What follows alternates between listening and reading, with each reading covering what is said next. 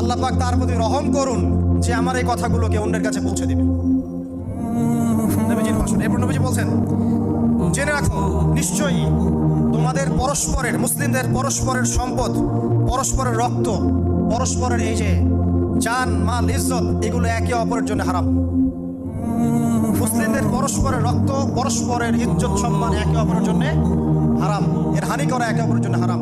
ঠিক যেমন আজকের এই দিন হারাম, এই শহর হারাম, এই মাসও হারাম। নবী করিম সাল্লাল্লাহু আলাইহি ওয়াসাল্লাম বলছিলেন, জেনে রাখো তিনটা বিষয়ে যেন তোমাদের অন্তর কখনো খেয়ানত না করে। তিনটা বিষয়ে তোমাদের অন্তর যেন কখনো খেয়ানত না করে।